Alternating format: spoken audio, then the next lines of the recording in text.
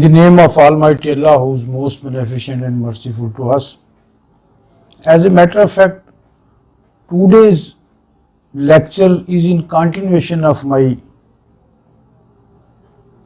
discussion, which was pertaining to an ordinance of 2020 promulgated by the Governor of Punjab on 29th of April this year. However, in today's discussion, I have focused in another very significant amendments which were introduced by the Government of Punjab after passing of the bill from the Provincial Assembly bearing the Code of Civil Procedure Punjab Amendment Act 2018 through Act number 14 of 2018. Through this act, as many as 19 different amendments were brought in the Code of Civil Procedure, which is also said to be the Civil Procedure Code of 1908, which provides a complete mechanism and procedure for dealing with the civil suits and the subsequent proceedings of appeal, review, etc. As lawyers and judges are fully privy to the fact that there are two major portions of the Code of Civil Procedure 1908. First part contains sections which is said to be the main code relevant to the substantive provision of law, whereas there are in second part there are as many as 50 orders with relevant rules in variable numbers. However, whenever any amendment is needed in the sections of the Code of Civil Procedure, likewise for introducing any other special act or any other law, the process is provided in the Constitution and that fall within the domain of the Provincial Assembly if it is relatable to that particular province, while if the Parliament, Federal Parliament, pertaining to any federal statute, there provincial statute and federal statutes. However,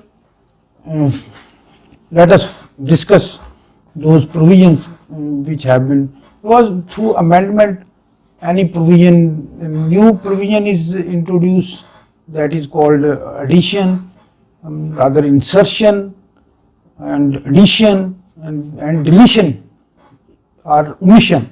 Some provision can be omitted through this legislative process by the Assembly and then bringing it into field through very enactment.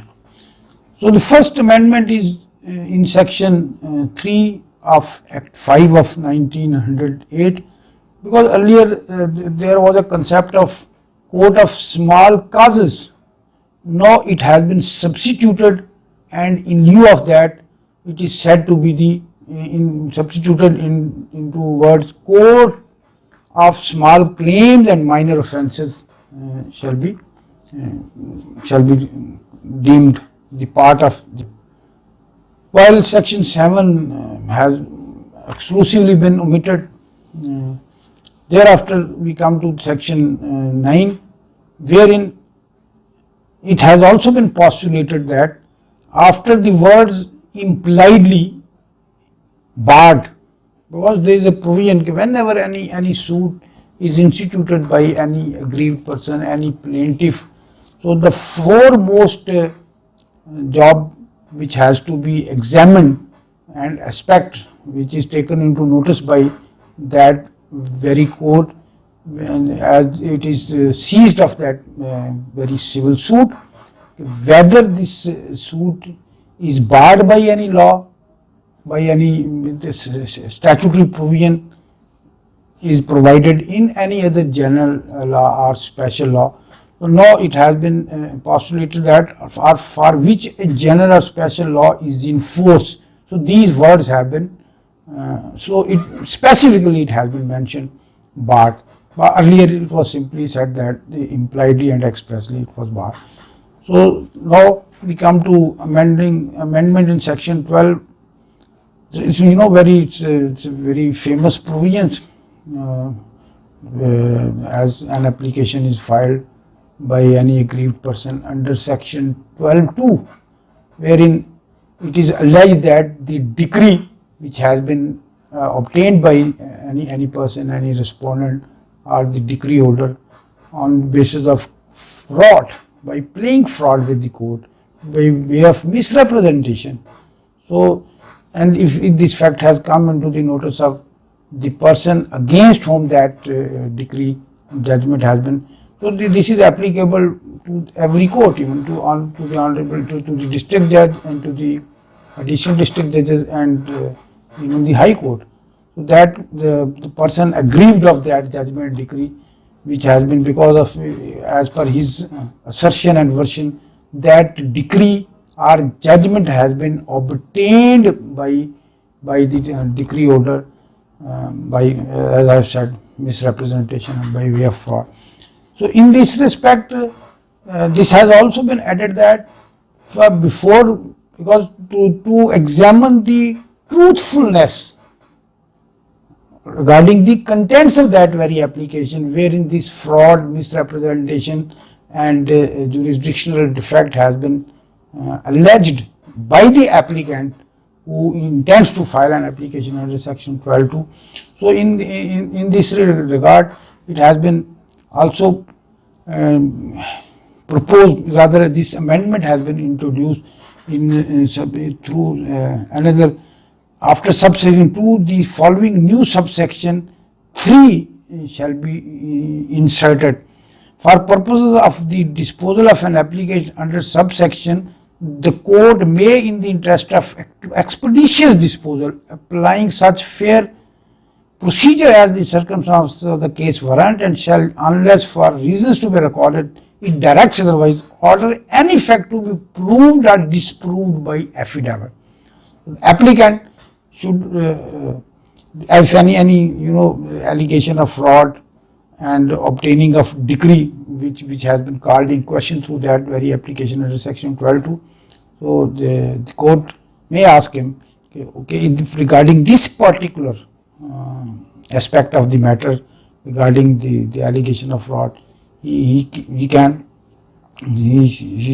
depose affidavit for proving or disproving. As a matter of fact, the philosophy behind this, instead of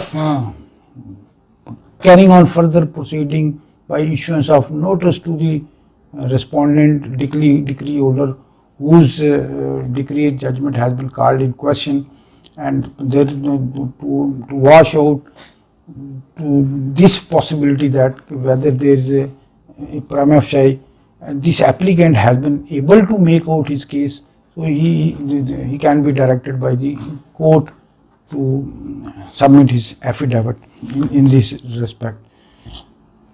Similarly, another provision, that is amendment in section 24 of Civil Procedure Code 1908. As we all know, this section 24 deals with the withdrawal or transfer of the civil suits from one court to another, or as the case may be. The application is maintainable before the Honorable High Court as well under Section 24, and to the district judge if any civil suit or any appeal which is pending in the respective in the court of respective civil judge or additional district judge. So because of on any solid and valid ground, he is not having confidence in that very court which is already dealing with that very matter. In this regard, in subsection 24, subsection 4 has been omitted because it was, as I have said, that in section 3 the word court of small causes has already been converted, or rather has been renamed into the court of small claims and minor offences. So subsection 4 was earlier dealing with that. Since that has been omitted, that is why to that extent the amendment has been brought in under section 24. So subsequently now we come to amendment in section 30 of the Act of 1908. In the Act in section 30 for clause C, the following shall be substituted: order and effect to be proved or disproved by affidavit. So it is again on the same analogy as regarding application under section 12(2), in which we have discussed the court may direct the applicant for filing of the affidavit, submission of the affidavit. Well, normally on solemn affirmation, the affidavit is without any good reason. One being a Muslim, one cannot absolve himself from this sacred aspect of the matter, which is certainly not only personal in nature, but he is regulated by his faith in God. So submission of the affidavit for proving or disproving any fact can't be termed to be a minor and simple thing. So in this section 30, this has also been, but it's a very lengthy and comprehensive, as provided in order schedule, orders and some rules like 11, 12, 13. These are those are part of second part of that schedule. So now we come to substitution of section 33 of the CPC. The following shall be, it is section 33 is relatable to passing of the judgment and decrees by the courts. This is also its further elaboration has been provided and postulated under order 20 with regard to the contents of the judgment, the paragraphs, what material aspects were taken into consideration by the court. But however, this amendment is relatable to under section 33 of the code, which provides that after hearing the arguments, so the whole process has been completed by the learned court with respect to that very civil suit, and evidence has been recorded. Certainly there are different stages. Now that when the argument have already been heard, then within 15 days the court is duty bound to pronounce the judgment. Now this is the purpose behind is again the same, for expeditious disposal of. So the cases should not be lingered on one or the other pretext, and furthermore to restore the confidence of the public in this very legal system. So now we come to amendment in section 35 of the Act. Since the section 31 deals with the cost of the suit, so there are two types of cost, which a party against whom a decision has been rendered, a judgment has been passed by the court. It is with respect to the expenses incurred by the person that way either the plaintiff he has succeeded in proving his case on the basis of the very solid cogent evidence, and ultimately the court has reached at the conclusion that the suit filed by the plaintiff is liable to be decreed, or vice versa. But through this applicability of section 35 of the CPC, whoever has lost the case, against whom a decree has been passed, either the suit is dismissed or that has been decreed. So the other party can be burdened with the cost. So in this respect, this and incidental all other, similarly it has also been added in section 35 with respect to including execution proceeding, because after passing of the judgment and decree, as you know, under section 47 of the Code of Civil Procedure, as well as the whole mechanism is a very lengthy, order 21 deals with the execution of decrees and judgments. So shall have power to determine. So court shall is having this power as well for burdening the party with respect to incurring that, and he is held responsible for making the payment of the cost. It is we must understand, this is relatable to the cost which has been as assessed and determined by the court, which has been incurred by the party. The fact that the court has no jurisdiction, the suit shall be no bar to exercise the powers under subsection. No jurisdiction, merely on this presumption and assumption, the court which has decided that very list, that very case, wherein the cost has also been levied, that has been incorporated in that very judgment. On this very excuse and plea, that the court which has rendered the matter, this matter shall be examined by the appellate court, whether some jurisdictional defect arose or. So merely on this ground, it cannot be said that the cost cannot be levied. Further, we come to section 35A. It is related to as a compensatory cost. So there is a thin line, and there is a point of difference between the cost of the suit and the compensatory. It is a kind of penalty. So whoever has lost the case, so because of that protracted litigation, both the parties were appearing in the court, litigating parties.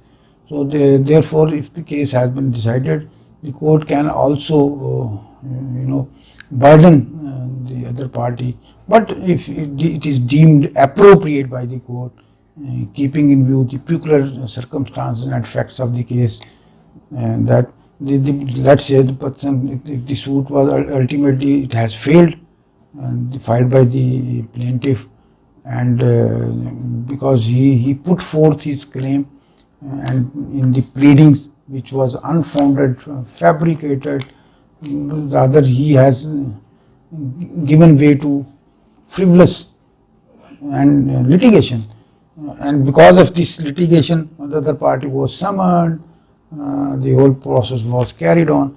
So the compensatory cost, the party can be burdened.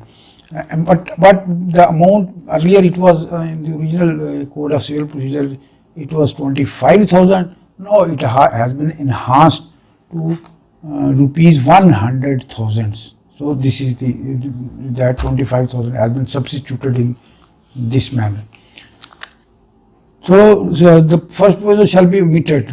In the second provision, the expression further, there is also the word further was inserted in subsections C, that stand omitted in the in section 35. Now, very important, the substitution of section 44A of Act of 1908. In the Act, in section 44A, the following shall be substituted. So it is relatable to, if we go through the original text of the Code of Civil Procedure 1908, to read about this particular section 44A. It was regarding the decrees which have been passed by foreign courts, or in original CPC, because the Pakistan came into being on 14th of August 1947, and the country, after partition, after independence, initially was being, its affairs were being run through the procedure as postulated under Government of India Act 1935. But this is a long tale and story, that the first constitution was brought by our Parliament in 1956. So the stopgap arrangements were being carried on. However, this Code of Civil Procedure, like many other laws, as you know, the Criminal Procedure Code is that of 1898, Pakistan Penal Code is of 1860. Although with the passage of time, lot many amendments were made, but just for the recapitulating. So the word in original 44A, the Scotland, the United Kingdom, now it has been converted into, although word, reciprocating territory. So it has been postulated that the federal government in official gazettes. So this is a question of recognition of one country. If some countries are belligerent, or let's say, just for instance, we have not recognized Israel because of multiple reasons. So then how question arises of this sort of understanding for giving effect to the decrees of the superior courts or those reciprocating countries in other countries. However, through this section, execution of decrees passed by court in the reciprocating territory shall be executed through the respective district court, but after verification of the authenticity of that very judgment and decree which has been rendered by the court of. So this has been and explanation one, well, just for the sake of your thoughtful consideration. Reciprocating territory means such country or territory as the federal government may from time to time by notification of the official gazette declare to be reciprocating territory for the purposes of this section, and superior courts with reference to any such territory means such courts as may be specified in the said notification. However, in explanation 2, decree with reference to a superior courts means any decree or judgment of such court under which a sum of money is payable, and being a sum payable in respect of taxes or other charges of a like nature, or in respect of a fine or other penalty, and does not include an arbitration award even if such award is enforceable as a decree or judgment. So this is pertaining to section 44A. Now let us discuss another amendment. Amendment has been brought in section 91 of the Act. As you know, section 91 deals with filing of the suits in the civil courts. If for removal of some public nuisance or some nuisance which is endangering or disturbing the public at large, and because it as it connotes from the public, it is not an individual, an individual's right is not being jeopardized, or that is not being transgressed. So there are many examples. Detail has been given in the laws. The Criminal Procedure Code There is a preventive provision as well under section 133, through which private nuisance, an individual if seeking any, let's say if some pathway is being blocked or some illegal erection, wall is being erected by the neighbor, causing disturbance to the pathway of one individual or two. So that is a kind of private. For that very the mechanism has also been provided. Similarly, under section probably 386, the public nuisance has also been defined under Pakistan Penal Code. But here we are confining ourselves to the extent of filing of the civil suit. Earlier, it was postulated under section 91 that the consent in writing of the Advocate General Punjab, the principal law officer of any province as in Punjab. So because matter is not relatable to any individual, it is causing disturbance to public at large, and this, on the basis of that alleged public nuisance through any which is being created by some persons. So in this respect, now the expression with the leave of the court, now that consent has been converted into this tenor, these three words, the leave of the court. The court in which that suit in the form of declaration, in the form of injunction, in the whatever its formation may be, but if it is relating to public nuisance, then the leave of the court shall be. So prima facie, the satisfaction of that very court, which will in which the suit is being instituted by any individual or by members of some public, and for the satisfaction that, then leave shall be granted. So there is no need, that has been dispensed with now. In the similar fashion, section 92 of the Code of Civil Procedure deals with the trust properties, waqf properties, and charitable endowments. So if there's also long list, because this is not in other view sense any sort of situation, because it is not for the benefit of the individual. They too, and if any religious seminary or any school or any sort of social daycare center, we can term it, and but that was constructed and established, and a system was evolved. A trustee was also running the affairs of that very institution.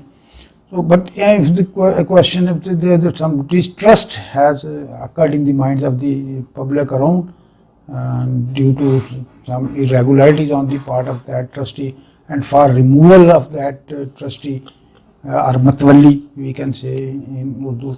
So in this, similar procedure shall be would prevail. Leave of the court is necessary if somebody wants to institute a suit. So this advocate, the expression with the leave of the court shall be substituted.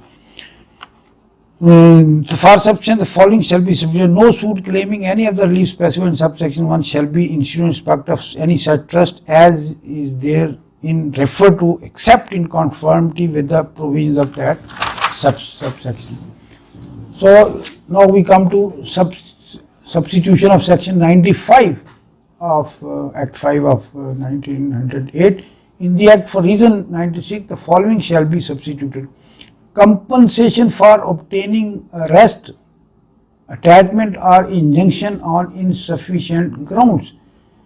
So this is also very interesting as far as its original text is concerned, because if some suit has been filed and summons have been issued, and the defendant against whom that civil suit has been instituted by the plaintiff is not appearing in the court, then certainly there is a procedure which is of coercive in nature, and that mechanism also available under through the supplemental proceedings under, as postulated under section 94 of the Code of Civil Procedure. So in the injunction is granted, so there are different modes, arrest or attachment has been effected, or a temporary injunction is granted under the last preceding section. So I have said in under this, because supplemental, and just it is like a, as inherent powers vested with the under section 151 CPC. So this is also just in the aid of justice, the supplementary incidental proceeding, something has been brought. So, and such arrest was applied for insufficient, but after issuance of that very process or complying on those coercive measures, like I have said, arrest, attachment of the very property, and but then court reaches at the conclusion that it is on insufficient grounds. So the court was misled, or the court was not properly assisted by the plaintiff, as the case may be. So in this respect, the court can award compensation to the aggrieved person against whom such warrant of arrest were issued, because he was disgraced, he was humiliated, and order for attachment of his property were passed by the court. So in this there was no reasonable or probable ground for making the application. In this the court may on its own motion or on the application of the aggrieved party award such punitive compensation as it deems reasonable to the aggrieved party for the expense and injury caused to him. In addition to the compensation awardable under subsection, the court may also make an order directing the party at fault to deposit such amount in the public exchequer as the court deems. So that compensation is not only confined to that aggrieved person against whom such like application has been filed and proceedings were got initiated, and humiliation was caused to him. The precious time of the court has also been wasted.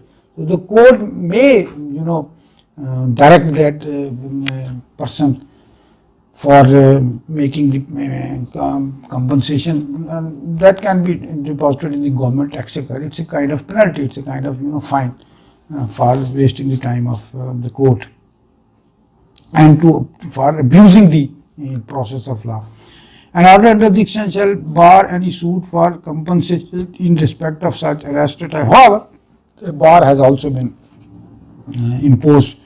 It does not mean because of that for compensation, because court is involved, suit for compensation in respect of such arrest, detachment or injunction, or the person if he is going miles away for instituting the suit. No, it has been specifically provided under section 95. Amendment in section 95 was passed after the commencement of this court, the stand omitted. No, it is no more. Now we are in the act for section 102, the following shall be substituted. No second appeal in certain cases. No second appeal shall lie in any suit when the amount or value of the subject matter of the original suit does not exceed rupees 25 million. Since the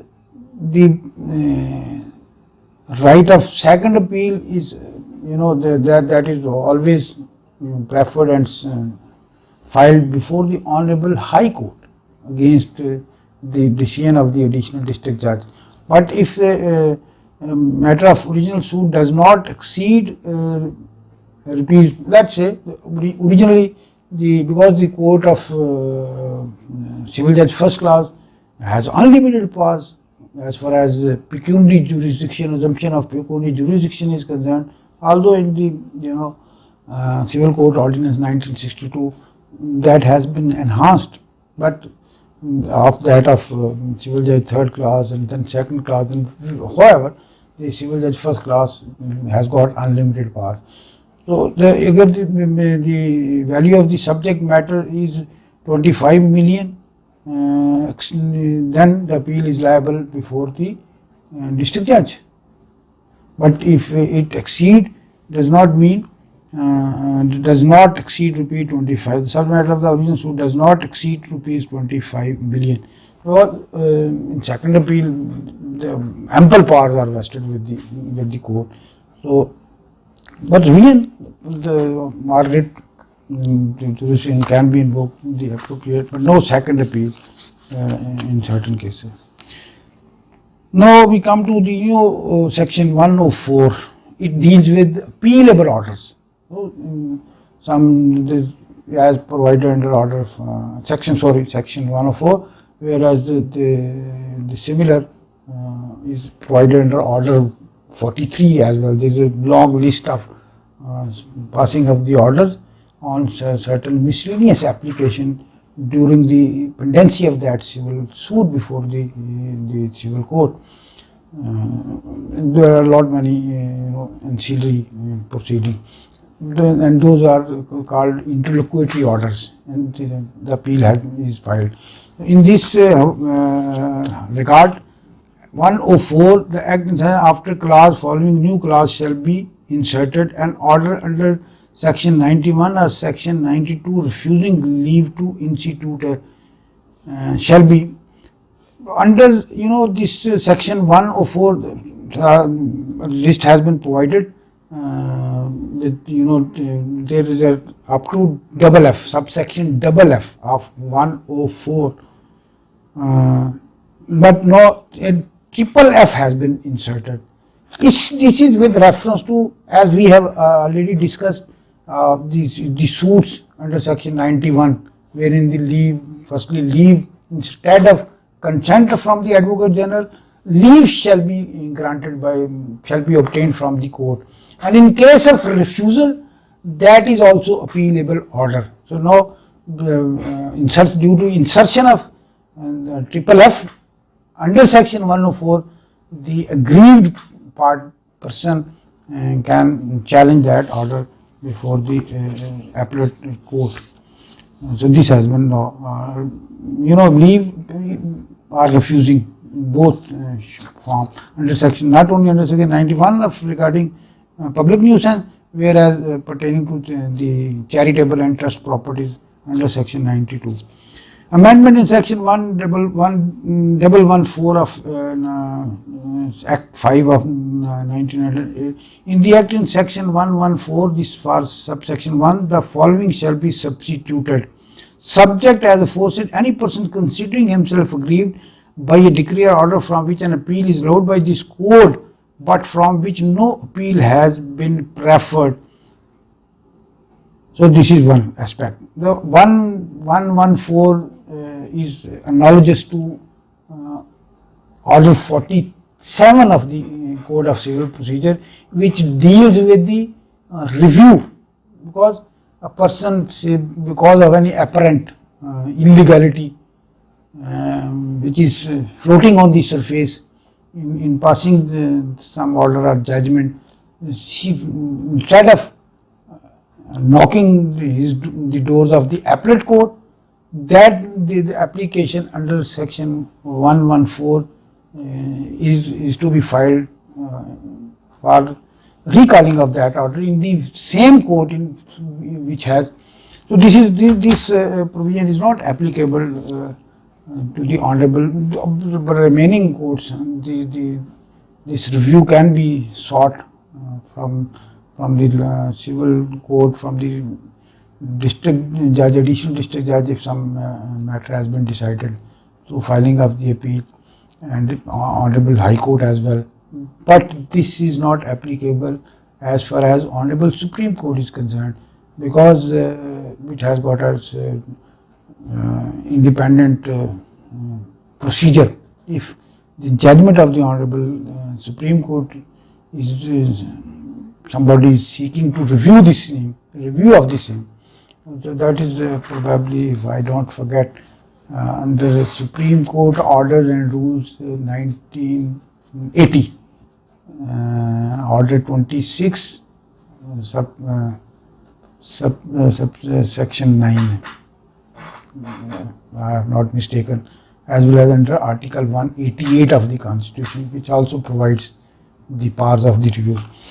So, but here we confine ourselves to this Punjab amendment relatable to and considering there are what bar has been imposed, but it does not mean on the one hand that the person against whom this learned civil judge has passed a decree and has preferred an appeal, and similarly a review application has also been filed in the same court. No, this is not provided. But if that appeal has not been preferred, then this application for review can be filed. By a decree or order from no appeal is allowed by this court, may apply for a review of judgment to the court which passed the decree or made the order, and the court may make such order then as it thinks fit. Now we come to amendment in section 115. As the people of legal fraternity are fully aware of this fact that it deals with the revision, distinct from the appeal. The appeal is filed under section 96 of the Code of Civil Procedure, whereas revision, it has got a limited jurisdiction. As we know, if any illegality, material irregularity and jurisdictional defect has been committed by the court which has dealt with the list, and being aggrieved of that very order, so the revision, although this under section this revision can be filed before the district judge and the Honorable High Court as well. So if the matter is dealt with the district judge, the High Court, and if the civil judge, then the district judge. So in this regard, in 115, in subsection further second provision, the following shall be provided for that the subordinate court shall provide copies of the document to a person within 3 days of the decision, and the High Court shall dispose of such application within 6 months. If revision has been filed by the aggrieved person before the Honorable High Court, then the order which is being called in question through that revision petition, the aggrieved person, the court shall provide the copies, certified copies of the or complete order sheet. This is mandatory, because the aggrieved person, either he is going to file a civil revision petition before the district judge or before the High Court, as the case may be, but he has to annex the certified copies of the complete pleadings, the order sheet and the impugned order which is being challenged. But through this insertion of in 115, document to person within 3 days of the decision, and the High Court shall, and then through this amendment it has also been postulated that the Honorable High Court shall decide that revision petition within 6 months. The purpose behind providing this time stipulation is very simple, because certainly if some interim order is challenged either before the district judge or before the Honorable High Court, the proceedings before the court in main suit shall certainly linger on. So therefore it has been specifically mandated that within 6 months, that will, after subsection the following new subsection shall be inserted. No proceeding revision shall be entertained by the High Court against an order passed by the district court under the Code of Civil Procedure Amendment Act 2018. Now we come to the last section which is included in this amending Act of 2018. Amendment in section 151, which it deals with the inherent. It is also analogous to Article 187, which empowers the Honorable Supreme Court of Pakistan under the Constitution of Islamic Republic of Pakistan in the aid of justice. So it's in the Act in section 151, after the word court, occurring for the first time the expression to be exercised after recording reasons in writing. Even if any application has been entertained by the court under section 151, and that is being either by after hearing the other party against whom some peculiar feature has been brought into the notice of the court for rectification of any error or mistake. But this is the sine qua non of the legal system. So earlier it was certainly not inserted in the original code of civil procedure. Now to be accessed after recording reasons in writing. So when that application shall be disposed of under section 151 code of civil procedure, the court in which that application has been decided shall give reasons after in writing. This word sentence has been inserted. So thank you very much. So I am hoping that there are twofold benefits which I believe I have taken through this sharing of legal knowledge with the young judicial officers serving district courts of the province, as well as upcoming energetic, vibrant lawyers for their benefit as well as for my own benefit, frankly speaking, because I have found the opportunity to revise this code of civil procedure, which is certainly a very significant and very important piece of legislation for dealing with the civil matters. Thank you very much.